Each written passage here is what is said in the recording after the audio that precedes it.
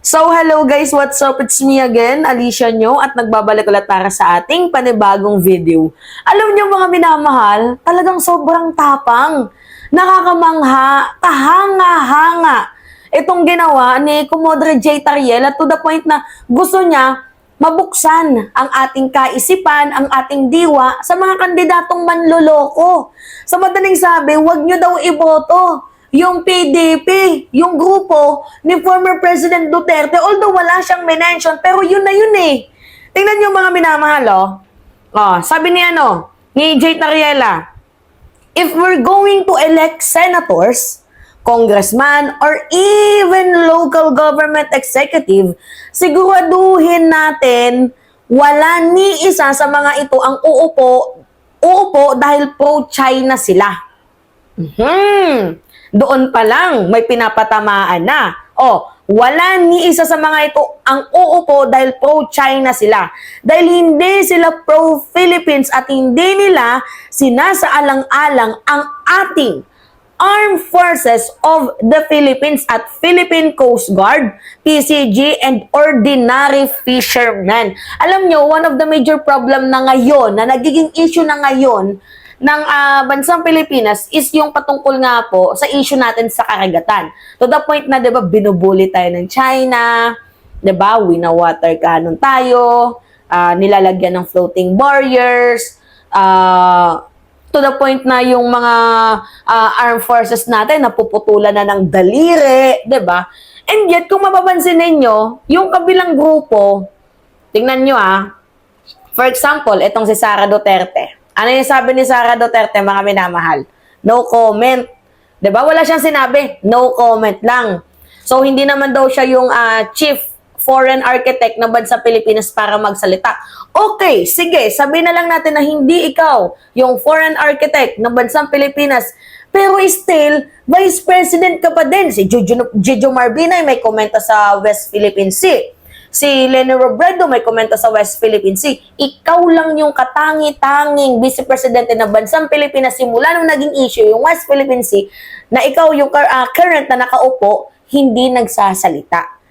Diba? Kaya ano yung sabi ni J. Tariela? Huwag kayong boboto ng mga senador, kongresista, or kahit nasa local executive na pro-China. O ngayon, sino ba yung mga pro-China na yan? Ay naku, si Marcoleta. Ang init na naman ng laban nila. Sobrang init. Si Marcoleta, na hindi man lang kinikilala ang salitang West Philippine Sea. Pero kung isi-search naman natin sa map, mga minamahal, nandun naman yung West Philippine Sea. Diba? Nandun mga minamahal, i-search nyo sa Google. Kasi ang sabi ni Rodante Marcoleta, hindi daw nag-i-exist yung West Philippine Sea. Wait lang, i-search natin mga minamahal yung sinasabi ni Rodante Marcoleta na hindi daw nag-i-exist ang West Philippine Sea. Tingnan ninyo, West Philippine Sea. Diba?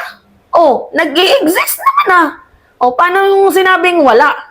Diba? Sasabihin na naman ni Marcoleta, hindi naman kasi register yan eh. At least, kinikilala natin na atin yon. Kasi ikaw na din mismo yung nagsabi na atin yon. Alangan naman ang itawag natin dyan, South China Sea pa din.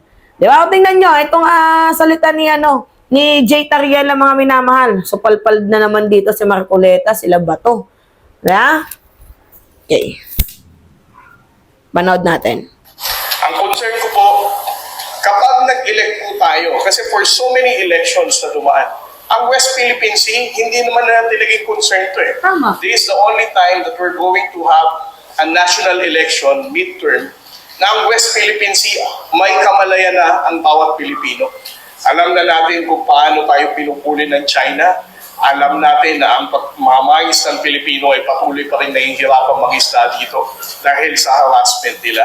So, if we're going to elect senators, congressmen, or even local government unit executive, siguraduhin natin wala ni isa sa mga to ang uupo dahil pro-China sila, dahil hindi sila pro-Philippines, at hindi nila isinasaalang-alang ang ating Armed Forces of the Philippines, ang Philippine Coast Guard, and ordinary fishermen.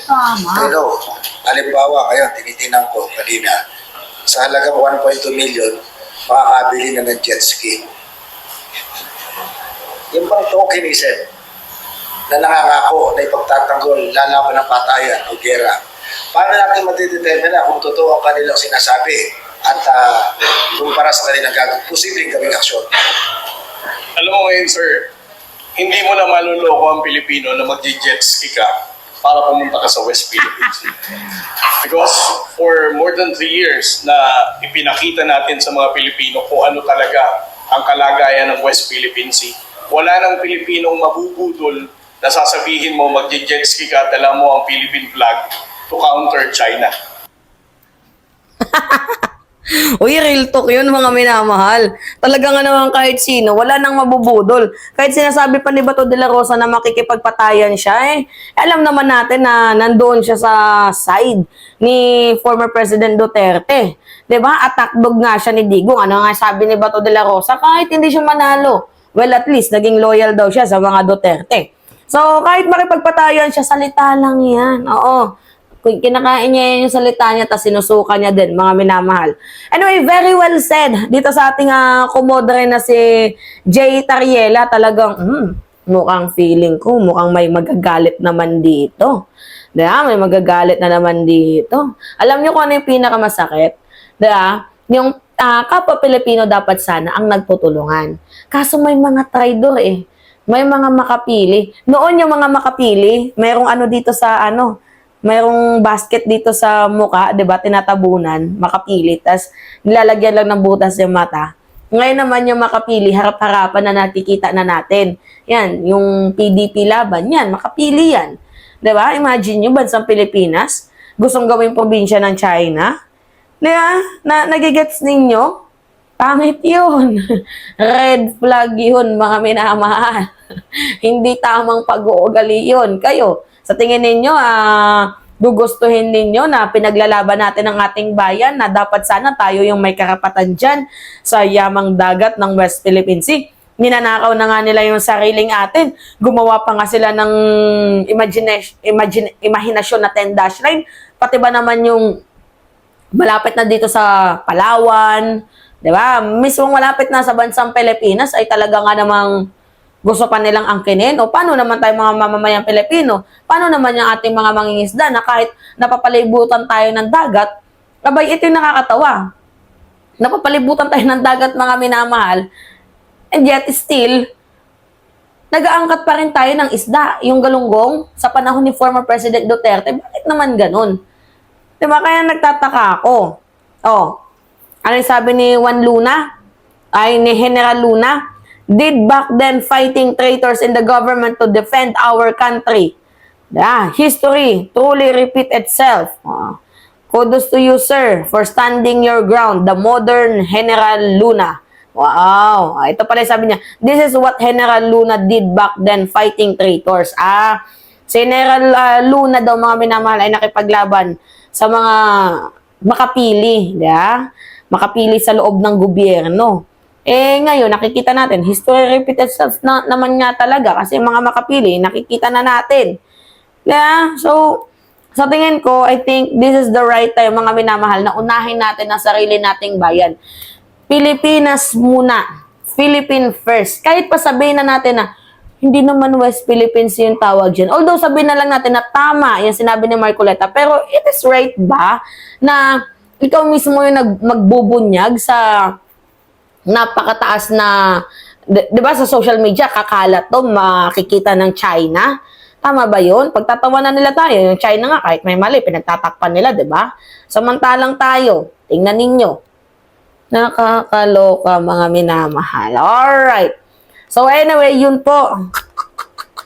Anyway, pingi lang ako ng comments. Yan, comments, likes, and share. And don't forget also to click the hit notification bell. Huwag niyo kalilimutan na i-hit, mga minamahal, ang notification bell para maging updated kayo sa mga video na ina-upload natin time to time. Yung mga latest na yung iba kung hindi pa nababalita, na ibabalita natin ng mas maaga. Diba? So yun lamang po, mga minamahal. Ako po ay magpapaalam na. Maraming salamat sa inyong pagsubaybay. Yun lamang po. Ingat, mga kababayan.